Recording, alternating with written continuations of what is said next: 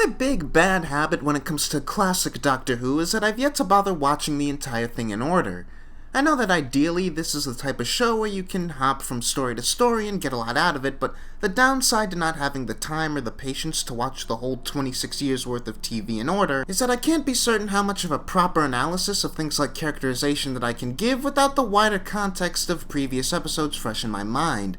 Thankfully though, Inferno is, like many other stories, a validation of this method of watching to me, in that it really does stand on its own, something I wish the new series would do more often. Although I suppose it helps that Doctor Who is, like a lot of things, kind of loose on characterization depending on who's writing the given story. All you need to know is who the Doctor is, that he's exiled on Earth with a non-functioning TARDIS, and is under the employ of the military organization UNIT, and you're good. Inferno sees UNIT taking part in a project to drill past the Earth's crust for the sake of uncovering a gas that could be harnessed for new energies.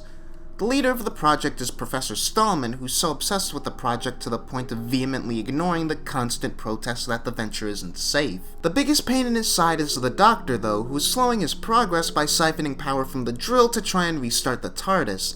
The two predictably start bumping heads, especially after exposure to the gas turns one of the workers into a green heat werewolf thing. Before the Doctor has a chance to really look into things, his experiment works a little too well, and he and the TARDIS are sent off to a parallel dimension. Here, UNIT is replaced by a far more oppressive and even more militaristic counterpart who are convinced the Doctor is a spy trying to sabotage their own drill project.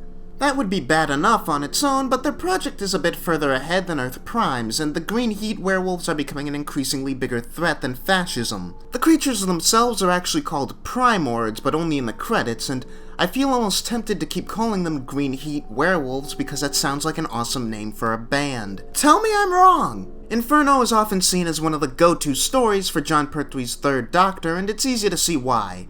Like the best stories in this franchise, you could essentially gather all you need to know about this version of the Doctor that makes him distinct from the other versions. He's a James Bond-esque action hero, as quick to use his brawn as he is to his brain. He's very practical and serious-minded, and despite his fancy outfit, he often places pragmatism over the theatrical. He seems to see everyone in the world almost like children, and if he isn't chastising them or warning them off of something, he's probably outright dismissing them. In spite of this, there are lines that show he values the relationships that he has, an idea that contributes to what I think is the main theme of the story, which I'll go into in a bit. That said, he's not a stick in the mud, and when he's in a good mood, he makes it obvious while remaining subdued and professional. Likewise, the story leaves you with a good impression of the fan favorite, Brigadier Lethbridge Stewart, which is frankly impressive for how little screen time he actually gets as himself. We see him as authoritative, dignified, and often bemused or exasperated with the Doctor's massive ego, even if he is more than willing to trust him where it counts and give him a lot more free rein than someone else in his position probably would. Someone who gets just as little screen time but unfortunately doesn't leave much of an impression is Liz Shaw, the Doctor's more official assistant. I suppose I shouldn't be too surprised, as Liz never did click with me to begin with, but seeing as she's written out of the show immediately after Inferno, it sucks that I can't think of much to say about her in her final sequential appearance. What I find interesting about the characters and performances from the Brig, Liz, and the episode's main supporting characters is how the story plays with the alternate universe angle. Parallel universe episodes are something that Doctor Who tackles with surprising rarity. At least on television, that is. Stories that feature the Doctor and friends in other dimensions are all too common in the books and audio plays, with all the radical differences in characterization that you'd expect. In the show itself, however, I struggle to think of alternative reality stories outside of this one and Turn Left that have it as the hook of the narrative. The alternate universe is predictably a nightmare scenario for the Doctor. It's a place where no one listens to him or takes his word for anything until it's far too late, and much like himself and Stallman back on Earth Prime, they value reaching a goal more than they do sitting down and being civil. The extent to which he's stripped of all power and influence leaves him totally helpless to stop the entire reality from KOing itself into a fiery death. But what really makes it all the worse, at least the way I interpret things, is how little things have actually changed on paper. This world's version of UNIT is far more fascist and ruthless, but on the individual level, it's not so much that anyone's attitude has changed, so much as it is their outlook. The biggest exception is Sergeant Benton, who goes from quite the nice guy on Earth 1 to a complete brute here, but the other actors don't seem like they're stretching to make these characters feel like different people, and here that's a good thing. The facility, and presumably the entire country or maybe even the whole planet of this reality, operates under the philosophy of unity is strength. In this case, referring to the idea that everyone is meant to act like cogs in a machine. prioritizing survival and progress over freedom. The ironic part, of course, being that it's their thirst for progress that ends up getting in the way of survival by the end. It's not so much that the philosophy itself is faulty, so much as it is that the Republic, as it's called, that the facility operates under, just isn't carrying it out properly. The Republic goes against the very principle of unity when it abandons the facility just as things get too hot. Literally. By contrast, the Doctor manages to prove this idea sound as he rallies the alternate versions of Petra, Sutton, Liz, and Lethbridge Stewart around him, not as a cold hierarchy of efficiency, but as more or less a group of equals working towards a common goal and valuing each other's safety as much as their own. By episode 6, we have them refusing to leave the Doctor even after they know that they're only working to send him back to safety rather than themselves. The brigade leader is the one that toes the line the most, of course, proving the most steadfast to his Republican loyalty, and though he seems altruistic enough in that he desires for the Doctor to save the group rather than just himself, I think he ultimately proves that his priorities are in the wrong place when he threatens to shoot first Sutton, then the Doctor. The unit here was working for an end that had only one benefactor, and though that may not be fair, to shoot that benefactor and leave the entire Enterprise completely pointless would have been the worst possible decision. It's highlighted by the fact that in the earlier parts of the story, the Doctor seems standoffish and solitary back on his own world, and it's that vaguely childish attitude that gets him sent to the alternate universe in the first place. It's almost as if karma sent him to that universe specifically as a lesson on being too fixated on a singular goal for your own good. It's in this way that the Stallmans serve as a reflection of the Doctor's attitude and a foil to him, and it's in their need to act alone that the Stallmans successfully destroy one world and come dangerously close to destroying another.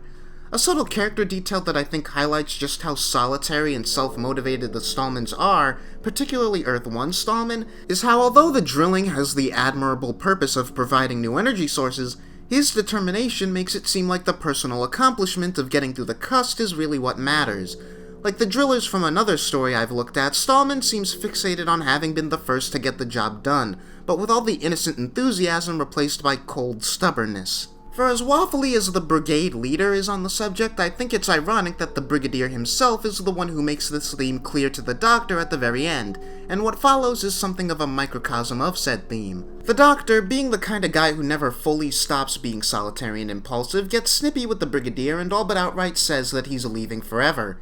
He attempts to go off on his own, and when that fails, he chills out, admitting that the TARDIS is materialized in a position outside of the Doctor's reach, and that he needs the help of others to get it back. At first glance, it seems a bit groan-worthy, the Doctor getting so worked up that he completely forgets the implicit lesson of his experience, all for the sake of a gag where he lands in a nearby garbage dump. But thinking about it, I think it only goes to show how the Doctor isn't a character who will learn to rely on others as much as he does himself overnight.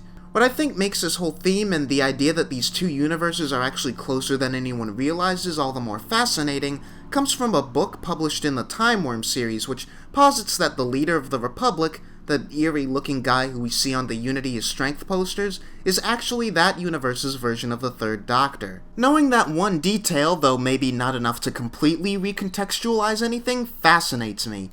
How grand or slight is the difference in philosophy of these two Doctors that they would both exemplify unity as strength, but one manages to drive his entire world to self-destruction under the pretense of pushing everyone forward together as one entity, where he himself is clearly some sort of dictator, but the other manages to rally everyone together in a shared effort that succeeds, but only saves himself. Just how far off is our Doctor, who's already got an I know best attitude about everything, from deciding to make himself big brother to the whole world and force it to make greater strides? That idea alone is a perk of having decades worth of non-television material whose canonicity is up for debate, and the idea of the Doctor as someone who's constantly on the tipping edge of complete power madness is something that the series still gets mileage out of even to this day. Something I've found to be a common and predictable problem with transitioning from the new series to the old is getting used to the pacing. Stories like Inferno could be as long as 7 22-minute episodes, and a lot of stories would understandably have to pad out a lot of that time. Inferno is pretty smart about its pacing though, and while I wouldn't say that I don't feel the length, there's not too much of it that I trim off. Unfortunately, another issue of longer stories that I don't think Inferno entirely avoids is the way certain plot points seem to float in and out of the story. Things will be introduced early on, and it'll be perhaps a long while before they come back around to being relevant. That said, a plus side of the pacing is more time spent with supporting characters, and Stallman, Petra, and Greg Sutton leave a bigger impression than they could have in a more tightly paced narrative. I think it's also important, for the sake of getting the full impact, that we spend a while on the matter of the drilling on Earth Prime before we even get to the alternate reality aspect of the story. There's a wonderful tension created by the fact that the first Prime Ord we see is in the Prime Dimension. We know that there's no way the Prime Earth will actually go down in flames, though I'm sure that with this being a series finale, the possibility felt very real back in 1970. As the Prime Ord situation gets worse and worse on the parallel Earth though, independent of the drill destroying the whole facility, you have to wonder how bad things could have gotten for Earth 1 before they were eventually resolved. The Earth would have definitely made it, but who's to say that the Stallman of Earth 1, who is himself turning into a Prime Ord, doesn't turn and get everyone at Unit killed before the Doctor can arrive back? For as much as I've been trying to read into the themes, I think providing that sense of danger and tension was more of a priority for this story, and it manages that perfectly by providing just enough humanization for the alternate universe cast that you really want at least some of them to get out okay. And even though you know it can't happen, you feel bad because they've struggled so much. In keeping with what I said earlier about elements of this story popping up in later ones, a similar scenario plays out in the waters of Mars, something I'll expand on if and when I talk about that story. Inferno on its own, however, is a great story, and if it were only shaved down just a bit, I'd almost go so far as to call it perfect. So that's all I have to say about that.